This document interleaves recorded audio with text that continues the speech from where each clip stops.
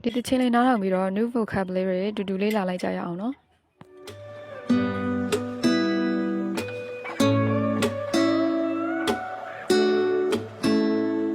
It's you, it's always you. it's you ၎င်းကတဲ့ you မင်းမဲတဲ့ it's always ဆိုတာသူအမြဲတမ်းကိုပြောတာပေါ့နော်ဆိုတော့ always you ဆိုတော့အဲ့ဒါ၎င်းကတဲ့အမြဲတမ်းမင်းပါပဲတဲ့ If I'm ever gonna fall in love, I know it's gonna be you. if အကယ်၍တဲ့ I'm ever ဆိုတာသူအမြဲပြောတာပေါ့နော်ကျွန်တော်ကတဲ့အမြဲ gonna ကကြတော့လှုပ်တော့မယ်လှုပ်ရမယ့်အရာပြောတာပေါ့နော် going နဲ့ to နဲ့ကိုဆက်သွင်းထားတာမို့လို့သူက gonna လို့အဓိပ္ပာယ်ရတယ်gonna လို့ပြောတာပေါ့နော်ဆိုတော့ gonna fall in love ဆိုတာသူကချစ်မိသွားတာပြောတာဆိုတော့ if အကယ်၍တဲ့ I'm ever gonna fall in love အကယ်၍ငါချစ်မိတော့မယ်ဆိုလို့ရှိရင်တဲ့ I know ငါသိတယ် is gonna be you ဒီနာမှာလဲ gonna be ပဲပေါ့နော်အပေါ်ကဟာလိုမျိုးပဲသူကနည်းနည်းဖြတ်ထားတာမလို့ I know ငါသိတယ် is gonna be you အဲ့ဒါလဲမင်းမဖြစ်နေမှာပါတဲ့ It's always you. it's you it's always you အဲ့ဒါလဲမင်းပဲမင်းအမြဲတမ်းဖြစ်နေမှာပါတဲ့ Met a lot of people, but nobody. met တွေ့ခဲ့တယ်တဲ့ a lot of ဆိုတာအများပြားကိုပြောတာ people လူအများပြားကိုတဲ့တွေ့ခဲ့တယ်တဲ့ဥပမာပေါ့နော် nice to meet you ဆိုလို့ရှိရင်ဒါကကြတော့ငါတွေ့ရတာဝမ်းသာပါတယ်လို့ပြောတာသူက verb 1ပေါ့နော်ဒီနေရာမှာကျတော့သူက met ဖြစ်သွားတယ်တွေ့ခဲ့တယ်လို့အဓိပ္ပာယ်ရတယ်ဆိုတော့ငါလူတွေအများကြီးနဲ့တွေ့ခဲ့တယ်တဲ့ but တို့တော့ပေါ့နော် nobody ဘသူကိုမှတဲ့ feels ဆိုတာခံစားရတာ like တကယ်တော့ you မင်းကဲ့သို့ပဲတဲ့ဘသူမှငါမခံစားရဘူးတဲ့ Please don't break my heart. ဒါကြောင့်မို့တဲ့ please ကျေးဇူးပြုပြီးတော့တဲ့ don't break ကျေးဇူးပြုပြီးတော့ပေါ့နော် don't break မခွဲလိုက်ပါနဲ့တဲ့ my heart ငါရဲ့နှလုံးသားလေးကိုတဲ့ break ဆိုတာခွဲသည်လို့အဓိပ္ပာယ်ရတာပေါ့နော်ဆိုတော့ငါရဲ့နှလုံးသားလေးကိုကျေးဇူးပြုပြီးတော့မခွဲလိုက်ပါနဲ့တဲ့ Tear me သူက apart. tear လို့အဓိပ္ပာယ်မထွက်ပေါ့နော် tear ဆိုတာသူကမျက်ရည်လို့ပြောတာ tear ဆိုတာသူကဆုတ်ဖြဲသည်လို့အဓိပ္ပာယ်ရတယ်ဒီနေရာမှာစကလုံးကတူပေမဲ့အတန်ထွက်ကွဲသွားတယ်အဓိပ္ပာယ်လည်းကွဲသွားတာပေါ့နော် tear ဆိုတာဆုတ်ဖြဲသည် tear ဆိုတာမျက်ရည်ဆိုတော့ don't tear မဆုတ်ဖြဲလိုက်ပါနဲ့ပေါ့နော် me apart ဆိုတာသူကအစိစိတ်အမှောင်အပိုင်းပိုင်းပြောတာဆိုတော့ငါ့ကိုတဲ့အပိုင်းပိုင်းအစိစိတ်မခွဲလိုက်ပါနဲ့တဲ့ Know how it starts. I know how it starts ငါ know သိတဲ့ how ဘလို့ it starts ဘလို့အစပြုတာလဲဆိုတာငါသိပါတယ်တဲ့ Trust me, I've been trust me trust ဆိုတာသူကယုံကြည်တာပြောတာပေါ့နော်မိငါ့ကိုယုံပါတယ် I've been broken ဒီနေရာမှာသူက verb 3နဲ့သုံးထားတာသူကအတိတ်က past ကိစ္စကိုသူကပြောထားမှာမလို့သူက verb 3နဲ့ပြောတာ I've been broken ငါကတဲ့before ပေါ့နော်မတိုင်မီကတဲ့ I've been broken ကအသေးကွဲဖူးပါတယ်တဲ့ trust me ငါ့ကိုယုံပါတဲ့ဒီမတိုင်မီကငါအသေးကွဲဖူးတယ်ယုံပါတဲ့ Don't break me again. don't break me again တဲ့နော်ထပ်ပြီးတော့ငါရဲ့အသေးကို break ခွဲတာပေါ့နော် again ဆိုတာထပ်ပြီးတော့ပြောတာဆိုတော့ထပ်ပြီးတော့ငါရဲ့အသေးကိုမခွဲလိုက်ပါနဲ့တဲ့ I'm delicate. Please. I am delicate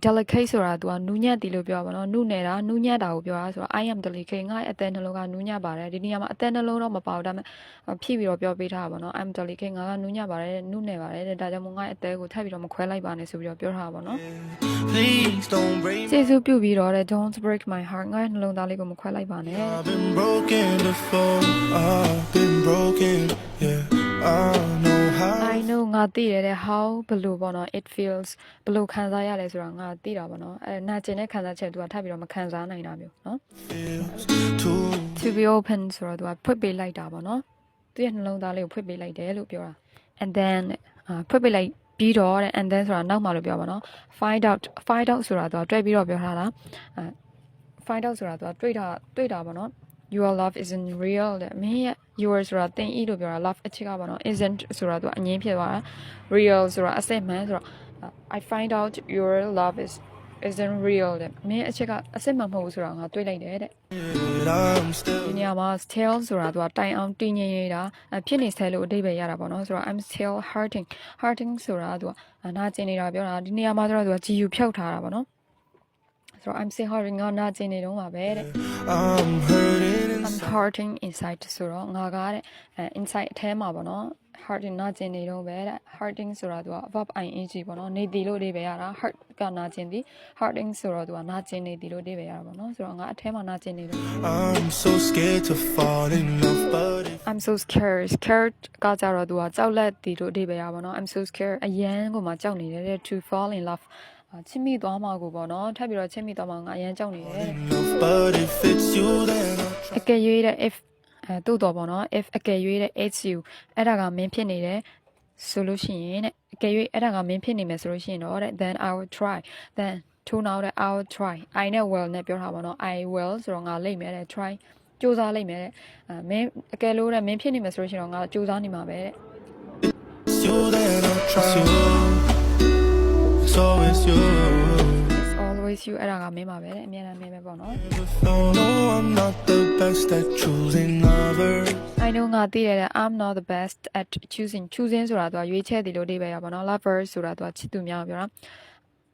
I'm not the best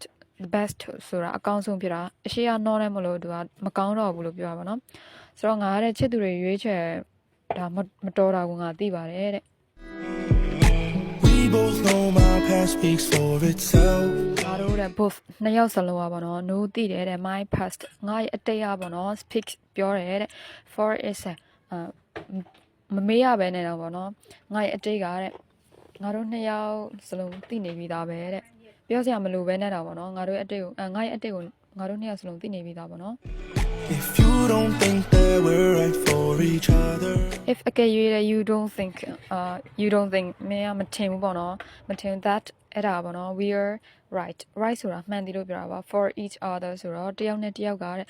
right person တွေမဟုတ်ဘူးလို့မင်းထင်လို့ရှိရင်တဲ့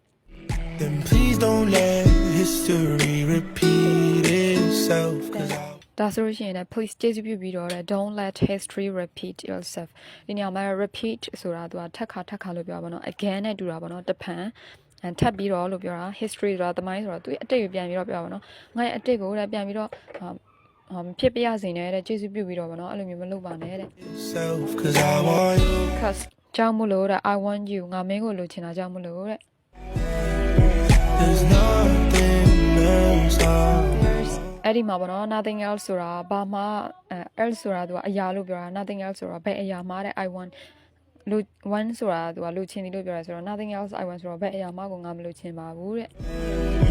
And you're the ပြီးတော့ပေါ့နော် and ပြီးတော့တဲ့ you are the only thing